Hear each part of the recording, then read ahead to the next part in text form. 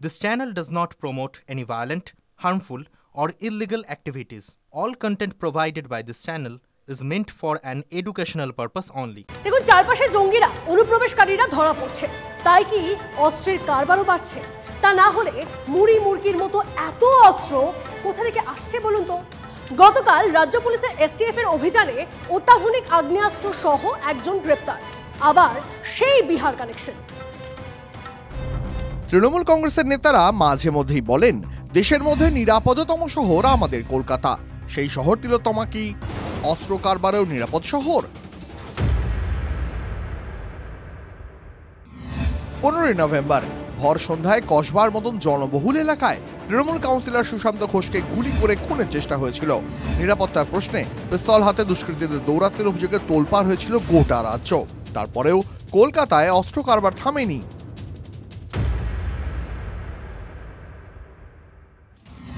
গোপন সূত্রে খবর পেয়ে শুক্রবার রাতে অভিযান চালায় রাজ্য পুলিশের এসটিএফ। সেই অভিযানে গ্রেপ্তার অস্ত্র কারবারি মেহতাব আলম। এর আগেও বহুবার অস্ত্রসহ দুষ্কৃতীদের গ্রেফতার করেছে পুলিশ, কিন্তু এবার উত্তর 24 পরগনা জেলার নারায়ণপুর থানা এলাকায় অস্ত্র কারবারিকে জালে তুলতেই এসটিএফ এর কপালে চিন্তার ভাঁজ পড়েছে। কারণ উদ্ধার হওয়া অস্ত্রের বহর। সূত্রের খবর, ধৃতের কাছ থেকে উদ্ধার হয়েছে একটি 7mm সেমি অটোমেটিক পিস্তল, দুটি খালি ম্যাগাজিন, 10 রাউন্ড কার্তুজ। দেশি পিস্তল আকছার উদ্ধার হয়, কিন্তু ধৃতের কাছ থেকে সেমি অটোমেটিক পিস্তল উদ্ধার হওয়ায় তদন্তকারীদের চিন্তা বাড়িয়েছে। দেশি পিস্তল উদ্ধার হওয়া নতুন কিছু নয়, কিন্তু ধৃতের কাছ থেকে সেমি অটোমেটিক পিস্তল উদ্ধার হওয়ায় গোয়েন্দাদের চিন্তা বাড়িয়েছে। আধুনিক অস্ত্র হিসাবে সেমি অটোমেটিক পিস্তল পরিচিত। এই পিস্তলে বারবার চেম্বারে কার্তুজ ভরতে হয় না।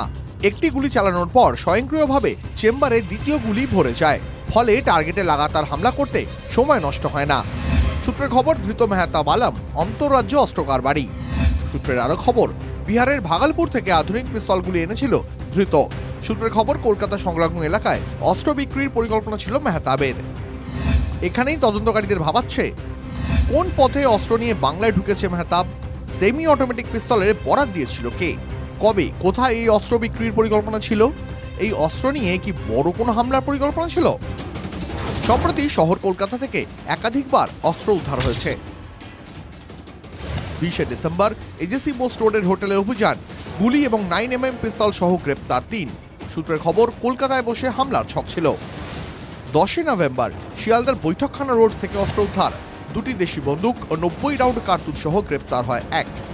এসটিএফ অনেক জায়গায় অপারেশন করেছে, শুধু ওয়েস্ট বেঙ্গলে নেই, ওয়েস্ট বেঙ্গল বাইরেও আমরা জয়েন্ট অপারেশন করেছি অ্যান্ড অনেক রিকভারিও আছে। About the hotels, lodges and all other places যেখানে বাইরে থেকে লোক এসে থাকেন, তার উপর আমাদের বিশেষ নজরদারি আছে।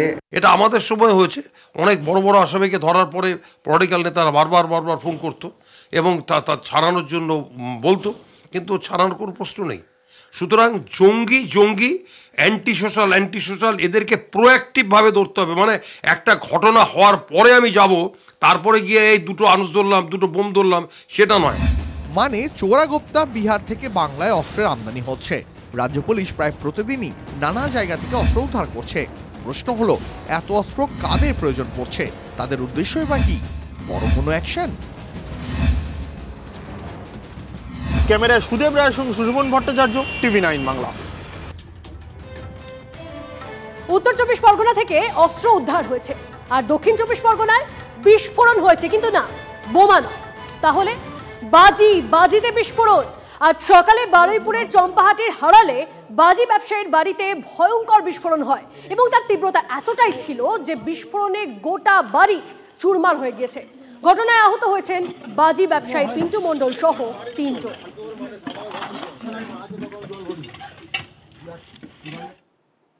বাড়িটা আমরা দেখতে পাচ্ছি, ক্যামেরা পার্সনকে দেখাতে বলবো। পিন্টু মণ্ডলের বাড়ি, তিনি বাজি ব্যবসায়ী।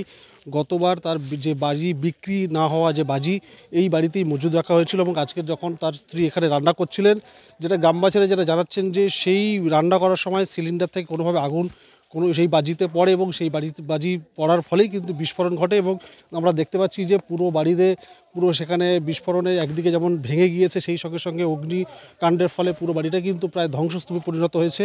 এবং এই ঘটনায় গৃহকর্তা যিনি বাজি ব্যবসায়ী পিন্টু মণ্ডল এবং তার স্ত্রী সহ 3 জন তারা অগ্নিদগ্ধ হয়েছে, তাদেরকে কলকাতার হাসপাতালে পাঠানো হয়েছে। এবং খবর পাওয়ার সাথে সাথেই বারুইপুর থানা পুলিশ এখানে এসছেন এবং গ্রামবাসীরাও কিন্তু সেখানে চলে এসছেন এবং তারা মূলত এখানে রেস্কিউ কাজ তারা হাত লাগিয়েছেন। এবং দেখা যাচ্ছে যে আগুন কিন্তু পুরোপুরি নিয়ন্ত্রণে এবং এই মুহূর্তে কিন্তু এলাকার মধ্যে কিন্তু মানুষের মধ্যে একটা আতঙ্ক ছড়িয়েছে এই ঘটনায়। 11টা সাড়ে 11টার দিকে রান্না করছিল, ফুলকিটা ঢুকেছিল, ঢোকার পরে তবে ওই গ্যাস সিলিন্ডার বাস করে এটা হয়েছে, আগুনটা লেগে গেছে।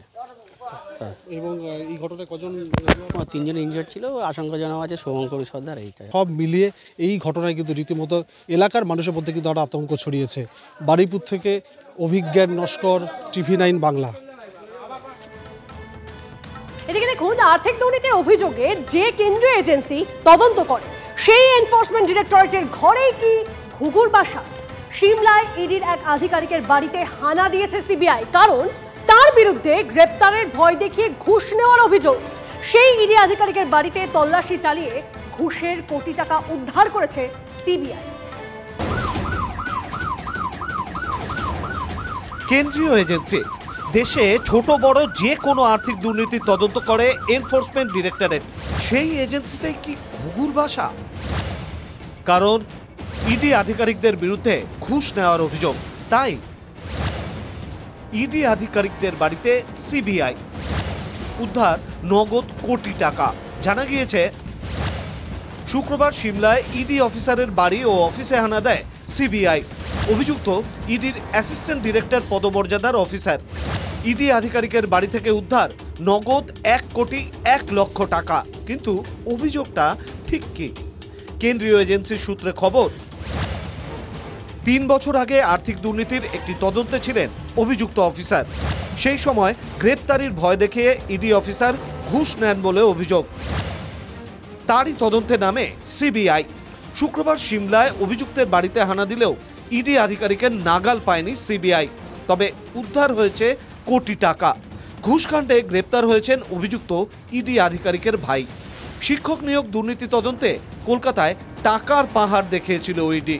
এবার সিমলায় ইডি আধিকারিকের বাড়িতে বান্ডিল বান্ডিল টাকা। Bureau report, TV9 Bangla.